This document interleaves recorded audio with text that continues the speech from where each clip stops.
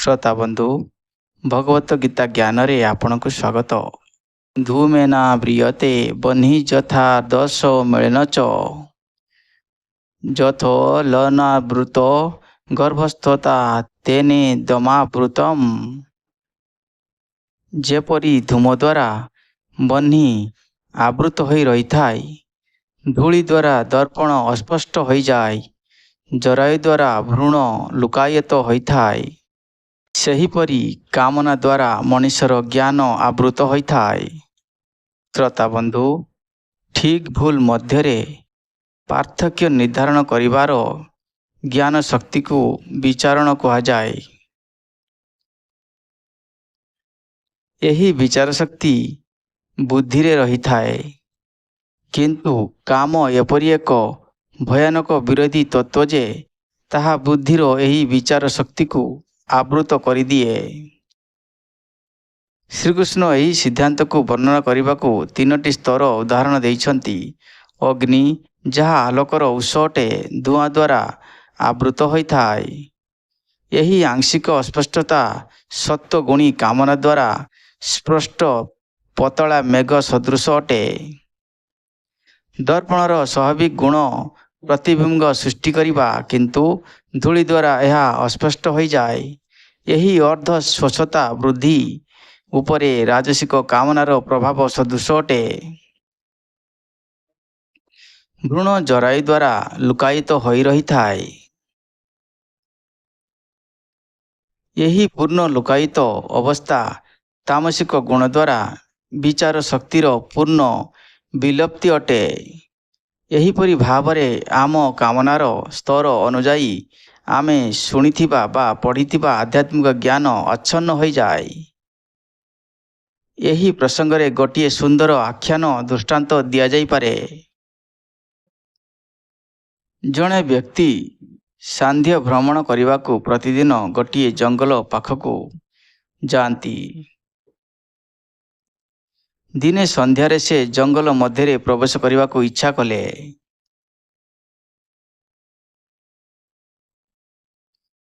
किछि माइल चलिबा परे सूर्य अस्त हेबाकू लागिले एवं आलोक अपसरी जीवाकू लागिला। से जंगलरू बाहरी आसीबा पई पछकू बुलिले, किंतु पछरे से देखिले दले हिंस्र जंतु बाट ओगाड़ी ठिया होइछंती। सही हिंस्र जंतु माने तांकू गड़ाइबाकू लागिले एवं सेमानंक कबलरू रक्षा पाइबाकू धाइबा क्रमरे से घन जंगल मध्यकू प्रवेश कले।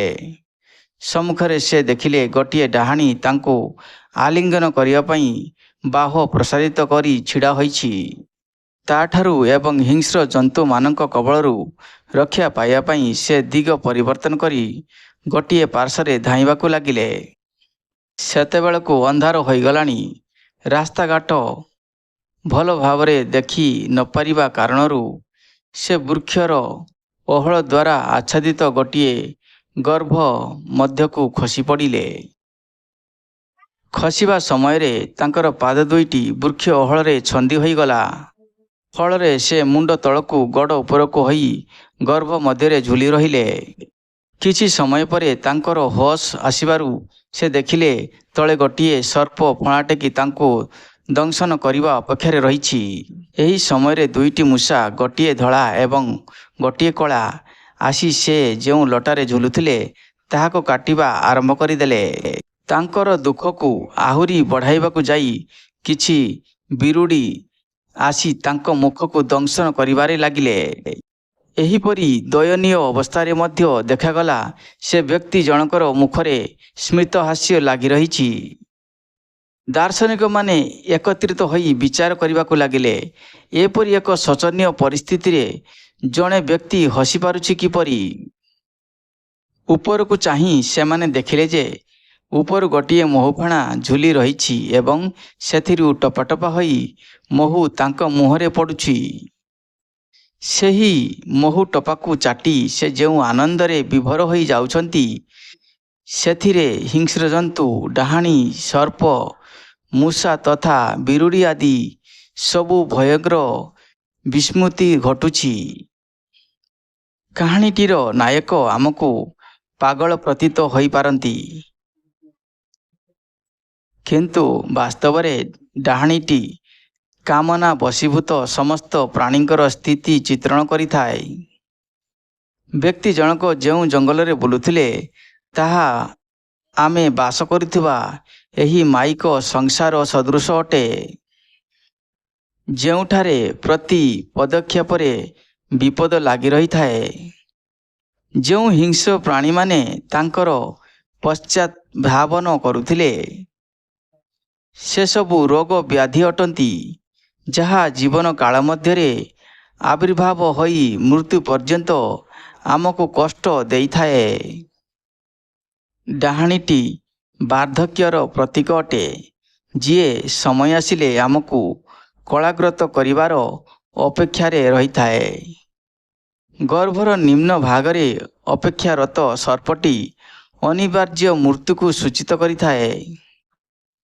ବୃକ୍ଷର ଓହଳକୁ କାଟୁଥିବା ଧଳା ଏବଂ କଳା ମୂଷା ଦୁଇଟି ଦିବା ରାତ୍ରିର ପ୍ରତୀକ ଅଟନ୍ତି, ଯିଏ ଅନବରତ ଆମର ଜୀବନ କାଳକୁ ହ୍ରାସ କରି ମୃତ୍ୟୁର ସମୀପସ୍ଥ କରିବାରେ ଲାଗି ରହିଥାନ୍ତି।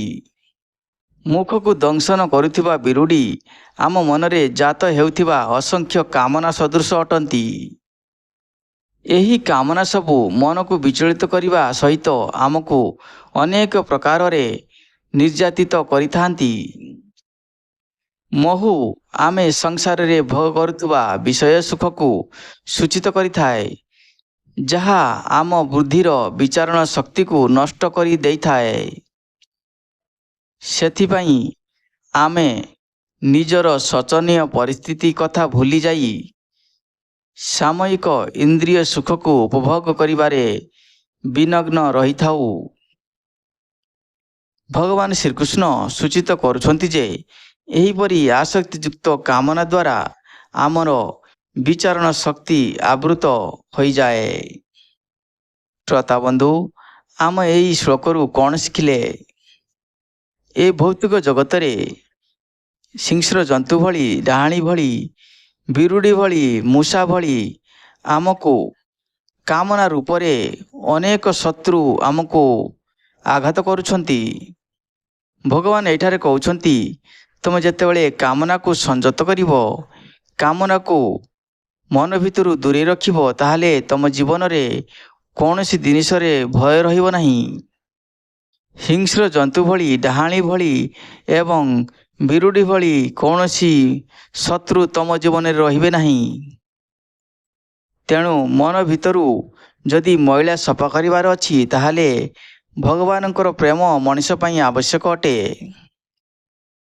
ଯେତେବେଳେ ଭଗବାନଙ୍କର ପ୍ରେମ ମିଳେ, ସବୁକିଛି ଆପେ ଆପେ ଦୂର ହୋଇଯାଏ। କଷ୍ଟ ଯନ୍ତ୍ରଣା ମଣିଷର ଦୂର ହୁଏ, ଜୀବନରେ ନୂଆ ଉଲ୍ଲାସ ଭରି ଉଠେ। ହରେ କୃଷ୍ଣ। ଗୋବିନ୍ଦ ଆପଣଙ୍କର ମଙ୍ଗଳ କରନ୍ତୁ। ଆଗାମୀ ଭିଡ଼ିଓରେ ଆମେ ଶ୍ଲୋକ 39 ଠାରୁ ଆଗକୁ ଆଲୋଚନା କରିବା।